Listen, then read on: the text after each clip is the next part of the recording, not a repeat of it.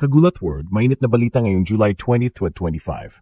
Nagbubuhos ang usap-usapan tungkol sa posibilidad na makasama ang NBA Draft second overall pick, ang film sensation na si Dylan Harper sa lineup ng Gilas Pilipinas. Kinumpirma mismo ni Coach Tim Cone ang kanyang matinding interes na makita si Harper na magsuot ng national colors, isang move na tiyak na magpapalakas sa ating pambansang kuponan.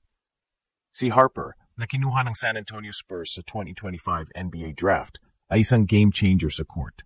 Ang kanyang skill set at NBA-level talent ay isang malaking dagdag sa anumang kuponan at ang pag-asa na maglaro siya para sa Gilas ay nagbibigay ng matinding excitement sa mga fans. Kagulat World, may malaking hadlang pa rin. Ang kanyang FIBA eligibility status ang kasalukuyang nakabinbin. Para makalaro bilang local player sa ilalim ng FIBA rules, kailangan ni Harper na nakuha ang kanyang Philippine passport bago siya mag-edad ng 16.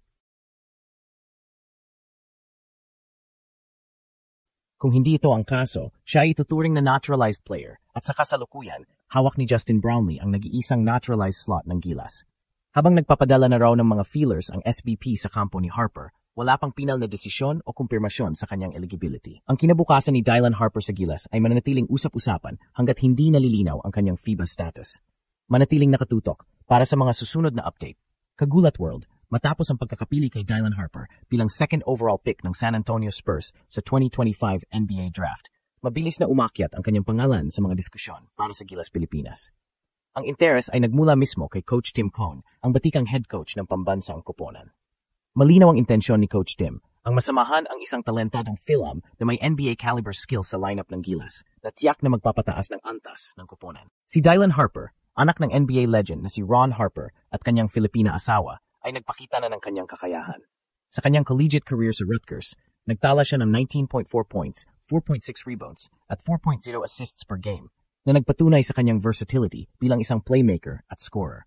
Sa kanyang NBA Summer League debut kasama ang Spurs, ipinakita niya ang kanyang potensyal, kabilang ang 16 puntos sa kanyang unang laro. Ang ganitong kalidad na manlalaro ay bihirang dumating at ang pagkuha sa kanya para sa Gilas ay magbibigay ng malaking boost sa firepower at star power ng kuponan. Ang paghahangad ni Coach Tim na isama si Harper ay isang senyales ng ambisyon ng Gilas na makipagsabayan sa pinakamahusay sa mundo sa pamamagitan ng pagkuha ng mga top-tier talent na may koneksyon sa Pilipinas. Bagamat malaki ang interes ni Coach Tim Cone kay Dylan Harper, Kagulat World, ang daan patungo sa pagiging miyembro niya ng Gilas Pilipinas ay may malaking balakid, ang kanyang FIBA eligibility. Ito ang sentro ng pagiging nakabinbin ng kanyang status para sa national team. Sa ilalim ng istriktong patakaran ng FIBA, ang isang manlalaro na may dual citizenship ay kinakailangang nakuha ang kanyang Philippine passport bago pa man siya umabot sa edad na 6 taong gulang upang maikonsidera bilang isang local player. Kung hindi nakasunod si Harper sa patakarang ito, siya ay automatically na ituturing bilang isang naturalized player ng FIBA. At dito nagiging komplikado ang sitwasyon. Ang bawat pambansang kuponan ay pinapayagan lamang ng isang naturalized player sa kanilang roster para sa mga opisyal na kompetisyon. Sa kasalukuyan, ang mahalagang slot na ito sa Gilas Pilipinas ay matibay na hawak ni Justin Brownlee na napatunayan na ang kanyang halaga at naging instrumental sa mga kamakailang tagumpay ng kuponan. Kaya, kahit gaano pa kagaling si Dylan Harper at gaano pa kagusto siya ni Coach Tim Cone, kung hindi siya eligible bilang local, hindi siya maaring maglaro kasama si Brownlee sa isang torneo. Ang isyung ito ang nagiging pangunahing focus ng Samahang Basketball ng Pilipinas sa kanilang mga pakikipag-ugnayan sa kampo ni Harper. Ang potensyal na pagpasok ni Dylan Harper sa Gilas lineup ay may malalim na implikasyon para sa kinabukasan ng Philippine basketball. Kagulat World. Kung malulutas ang kanyang FIBA eligibility at siya ay makakapaglaro bilang local, magbibigay ito sa Gilas ng NBA-level talent na maaring maging cornerstone ng kuponan sa mahabang panahon. Ang kanyang youth, athleticism, at skill set ay magiging perpektong karagdagan sa kasalukuyang roster at sa mga young core gaya ni Kai Sotto at AJ Edu. Ito ay magpapataas sa kompetisyon sa loob ng kuponan at magbibigay kay Coach Tim Cone ng mas maraming opsyon sa pagbuo ng lineup. Sa kabilang banda, kung mananatili si Harper bilang naturalized player sa ilalim ng FIBA rules, ang SPP ay kakaharapin ng isang mahirap na desisyon sa hinaharap. Kailangan nilang timbangin ang halaga ni Harper laban sa napatunayan ng kontribusyon ni Justin Brownlee. Sa ngayon, patuloy ang mga feelers na ipinapadala sa kampo ni Harper upang masiguro ang kanyang interes at matukoy ang kanyang official FIBA status. Ang proseso ng pagkuha ng tamang dokumentasyon at paglilinaw ng eligibility ay maaaring maging matagal at masalimuot. Gayunpaman, Ang pag-uusap tungkol sa isang manlalaro tulad ni Harper ay nagpapahiwatig ng ambisyon ng Gilas na maging isang puwersa sa international basketball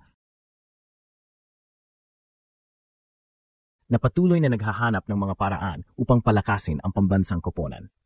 Ang usap-usapan tungkol sa posibleng pagsama ng NBA Draft second overall pick si Dylan Harper sa Gilas Pilipinas ay nagpapakita ng ambisyon ng atating bansang koponan na makipagsabayan sa pinakamahusay sa mundo.